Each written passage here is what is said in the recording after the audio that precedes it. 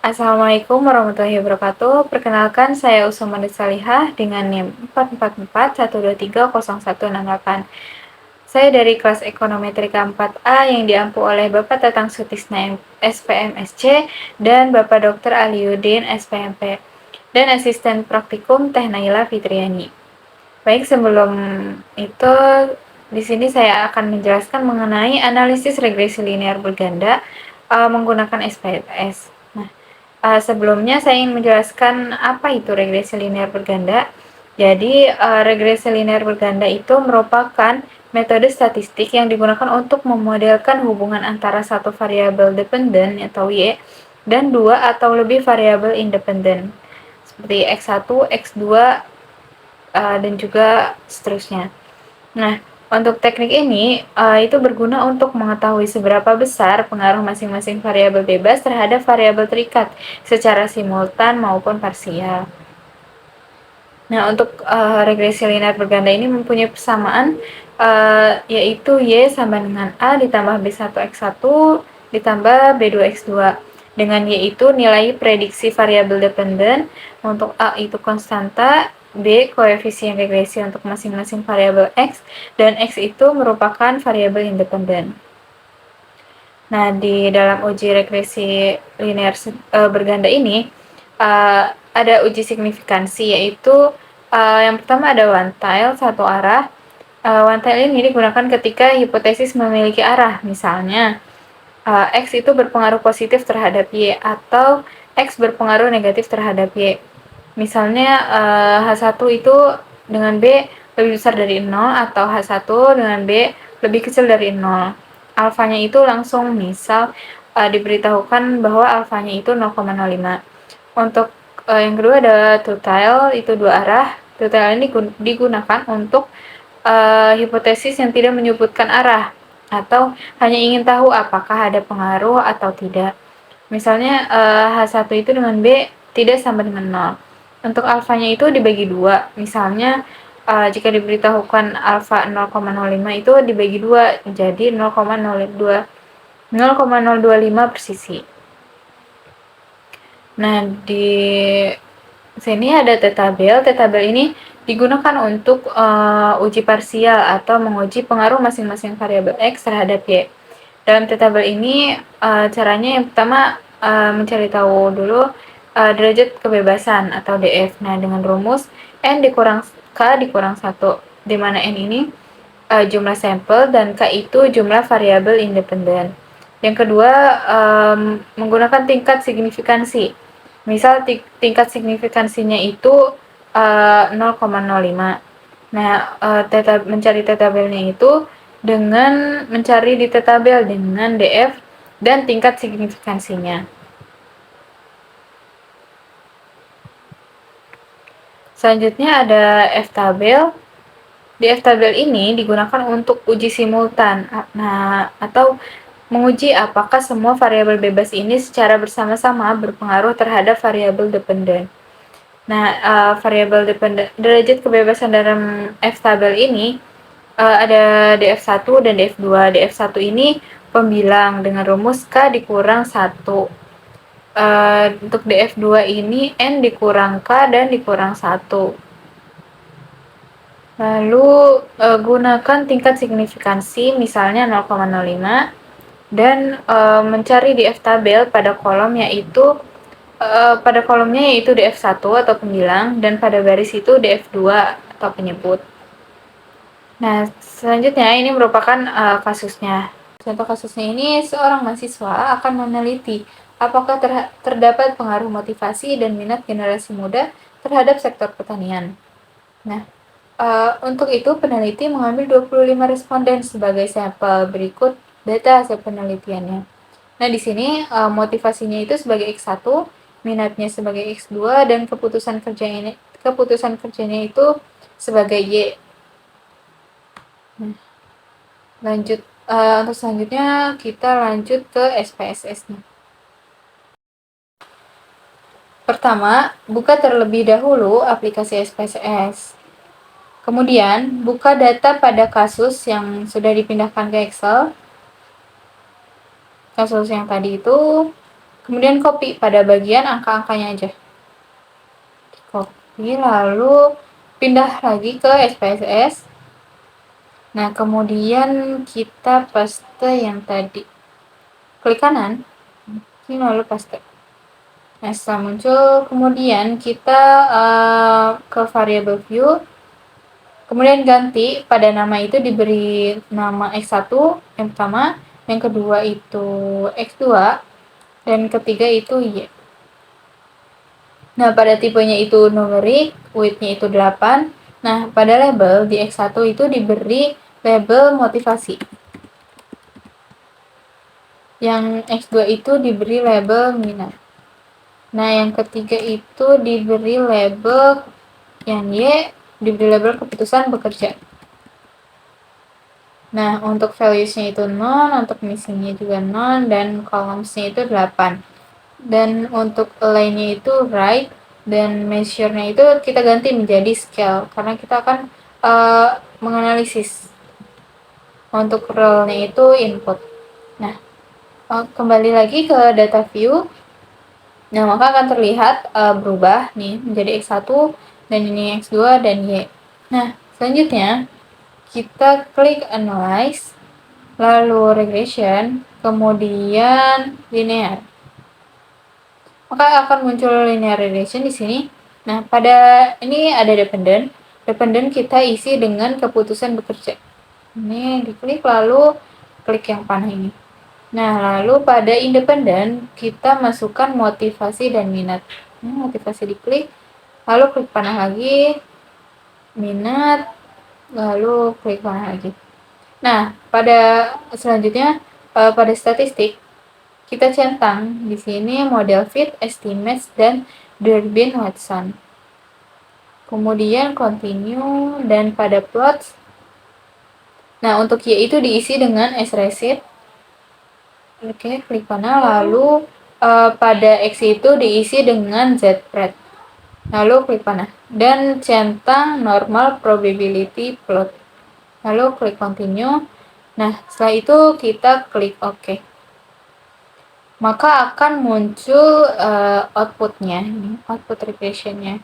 Nah, ada variabel enter remove, ada model summary, ada ANOVA, ada koefisien, ada residual statistik, ada normal plot, dan scatter plot. Nah, pada output tadi, yang pertama ada variabel enter atau remove. Nah, pada variabel enter remove ini, di dalam variabel enter terdapat minat dan motivasi. Nah, pada variabel remove ini titik atau berarti tidak ada atau kosong. Nah, pada metode ini ada enter. Nah, berarti menunjukkan pada variabel independen yaitu motivasi dan minat telah dimasukkan ke dalam model regresi tanpa ada variabel yang dikeluarkan atau di remove. Nah, metode yang digunakan ada enter, yang berarti semua variabel prediktor dimasukkan secara bersamaan ke dalam model. Yang kedua ada model summary. Pada tabel model summary ini terdapat R sebesar 0,679, R square 0,461, adjust R square-nya 0,412, standard error of the estimate-nya itu 4,308, dan Durbin-Watsonnya 1,567. Nah, pada R itu tadi merupakan koefisien korelasi sebesar 0,679. Nilai ini itu menunjukkan bahwa terdapat hubungan positif yang kuat antara variabel motivasi atau X1 dan minat atau X2 secara bersama-sama terhadap keputusan bekerja di sektor pertanian. Nah, untuk R-square tadi sebesar 0,461 atau 46,1%, menunjukkan bahwa 46,1% variasi keputusan bekerja di sektor pertanian dapat dijelaskan oleh variabel-variabel motivasi dan minat. Sedangkan 53,9% sisanya dijelaskan oleh faktor-faktor lain yang tidak dimasukkan ke dalam model. Yang ketiga ada adjust R-square sebesar 0,412 atau 41,2%. Menunjukkan bahwa setelah disesuaikan dengan jumlah variabel dan ukuran sampel, kedua variabel independen secara bersama-sama memiliki kekuatan pengaruh sebesar 41,2% terhadap keputusan bekerja di sektor pertanian. Nah, pada standar error of the estimate sebesar 4,308 menunjukkan bahwa rata-rata kesalahan prediksi keputusan bekerja sebesar 4,308 yang menunjukkan tingkat akurasi prediksi yang cukup baik. Nah, pada Darwin-Watson sebesar 1,567, nilai ini berada dalam rentang 1-4, yang menandakan tidak adanya masalah autokorelasi yang serius di dalam model. Nah, selanjutnya ada analisis of variance atau ANOVA. Pada ANOVA ini kita akan digunakan untuk menguji F, yaitu pada F di sini F hitung sebesar 9,422. Sehingga untuk ujinya itu, nah untuk kriteria keputusannya jika F hitung lebih besar dari F tabel dan nilai signifikansi kurang dari 0,05, maka terdapat pengaruh antara variabel independen dan dependen secara signifikan. Nah, jika F hitung lebih kecil dari F tabel dan nilai signifikansi lebih besar dari 0,05, maka tidak terdapat pengaruh antara variabel independen dan dependen. Nah, diketahui N tadi pada jumlah sampel itu 25 dan K itu jumlah variabel independen ada 2, yaitu motivasi dan minat. Dan F1 itu rumusnya K, yaitu sama dengan 2. Nah, df2-nya itu N dikurang K dikurang 1, sehingga 25 dikurang 2 dikurang 1 menjadi 22. Untuk alfanya itu 0,05. Nah, ini pada F tabel menunjukkan bahwa F tabelnya itu sebesar 3,44. Jadi sehingga F hitungnya itu tadi 9,422 lebih besar daripada F tabel, yaitu 3,44, dan nilai signifikansinya sebesar 0,001 yang lebih kecil dari 0,05.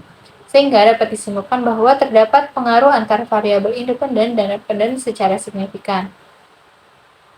Nah, selanjutnya ada tabel koefisien. Pada tabel koefisien ini digunakan untuk persamaan, untuk membuat persamaan regresi linear berganda. Nah, regresi ini diambil dari unstandardized koefisien pada B. Nah, pada konstanta ini sebesar 0,635, pada motivasi 0,576, dan minat sebesar 0,385. Nah, untuk T-nya ini digunakan untuk T hitung dan sig-nya itu untuk uji signifikansinya juga. Nah, berdasarkan tadi berarti persamaan regresi yaitu Y sama dengan alfa ditambah B1 X1 ditambah B2 X2. Sehingga Y sama dengan 0,635 ditambah 0,576 X1 ditambah 0,385 X2. Di mana Y ini merupakan variabel dependen, yaitu keputusan bekerja di sektor pertanian. Dan X1 ini variabel independen, yaitu motivasi. X2 merupakan variabel independen atau minat. Alfa itu konstanta 0,635, B1-nya itu koefisien regresi motivasi tadi sebesar 0,576, dan B2-nya itu koefisien regresi minat sebesar 0,385. Nah, di sini tadi di dalam tabel koefisien ada T hitung, sehingga kita menguji T itu uji parsial. Untuk kriteria pengujiannya itu pada variabel motivasi X1 jika T hitung lebih besar dari T tabel dan signifikansi kurang dari 0,05, maka motivasi berpengaruh signifikan terhadap keputusan bekerja. Nah, jika T hitung lebih kecil dari T tabel dan nilai signifikansi lebih besar dari 0,05, maka motivasi tidak berpengaruh signifikan terhadap keputusan bekerja. Nah, untuk variabel minat, jika T hitung lebih besar dari T tabel dan nilai signifikansi lebih kecil dari 0,05, maka minat berpengaruh signifikan terhadap keputusan bekerja. Jika T hitung kurang dari T tabel dan nilai signifikansi lebih dari 0,05, maka minat tidak berpengaruh signifikan terhadap keputusan bekerja. Nah, kita mencari T tabelnya terlebih dahulu. Di sini df-nya itu N dikurang K dan dikurang 1. Diketahui N-nya itu 25, untuk K-nya itu 2, dan untuk df-nya itu N kurang K kurang 1, sehingga df-nya itu 22. P-value-nya itu 0,05, yaitu kita menggunakan two tile karena kita akan kita perlu mengetahui pengaruhnya saja. Nah, dari tabel ini didapat bahwa T-tabelnya itu 2,07387. Sehingga hasil uji T-nya itu pada variabel motivasi menunjukkan bahwa T hitung sebesar 2,348 itu lebih besar dari T-tabel sebesar 2,07387. Dan nilai signifikansi sebesar 0,028 sehingga lebih kecil dari 0,05. Sehingga dapat disimpulkan bahwa motivasi berpengaruh signifikan terhadap keputusan bekerja di sektor pertanian. Untuk variabel minat atau S2, berdasarkan hasil yang tadi itu menunjukkan bahwa T hitung itu 2,271 sehingga lebih besar dari T tabel sebesar 2,07387 dan nilai signifikansi sebesar 0,033 yang kurang dari 0,05 sehingga dapat disimpulkan bahwa minat berpengaruh signifikan terhadap keputusan bekerja di sektor pertanian. Nah, selanjutnya ada residual statistik. Pada residual statistik ini tadi sudah dijelaskan pada tabel model summary bahwa R² sebesar 0,461 menunjukkan bahwa 46,1% variasi keputusan bekerja di sektor pertanian itu dijelaskan oleh motivasi dan minat, sementara 53,9% sisanya dipengaruhi oleh faktor lain yang di luar model. Nah, faktor lainnya itu segimana yang terlihat pada tabel residual statistik ini. Selanjutnya ada normal PP plot. Pada normal PP plot ini menunjukkan bahwa titik-titik ini menyebar di dekat garis diagonal, sehingga menunjukkan bahwa asumsi normalitas residual terpenuhi. Hal ini berarti residual terdistribusi normal, sehingga model regresi yang dihasilkan dapat diandalkan untuk membuat prediksi dan inferensi statistik. Selanjutnya ada scatter plot. Pada scatter plot ini menunjukkan garis tren ini naik, yang berarti semakin tinggi motivasi dan minat, maka keputusan bekerja juga akan semakin tinggi.